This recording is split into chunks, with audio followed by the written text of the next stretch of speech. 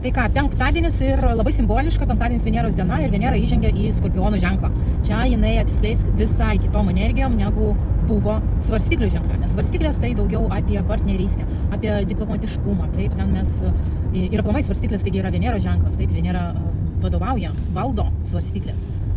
O Skorpiono ženklė Venera jau jaučiasi kitaip. Taip, nes Skorpiono ženklo valdovas yra Plutonas ir Plutonas, jisai apie didelę jėgą. Taip, apie švelnumą mes čia negalim net pamanyti, nes Venera apie švelnumą, apie jausmus, apie harmoniją, Plutonas kaip tik jisai kokia dargi harmonija.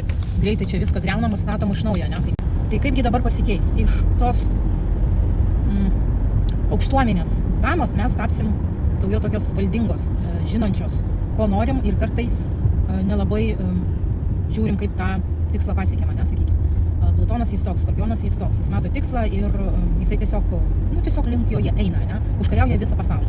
Tai Venera pliusė, išnaudokim pliusę, daugiau pasigilinkim santykius ir finansus vėlgi, taip, nes Venera apie tai, o Skorpionas yra vandens stichija ir jisai labai gerai moka atrasti priežastis kažkokias, ne? Kaip būkit tą detektyvę. Dar kas yra svarbaus, kad šiom dienom Venera darys neigiamą aspektą su Plutonu, o Plutonas vadovauja Skorpionų ženklą. Todėl va čia mes galim pajausti tokias galbūt ne visai teigiamas energijas, taip, kas liečia būtent mūsų moteriškumą, viskas susijęs su santykiais, ne su pinigais gali būti, nežinau, arba kažkoks tai pinigų, nesinori sakyti praradimas, bet išleitimas galite jūs pagautą emocijų stiprių, taip, išleisti visas savo santaupas, taip, nors ten taupėt pradiniam įnašų kaip pavyzdys.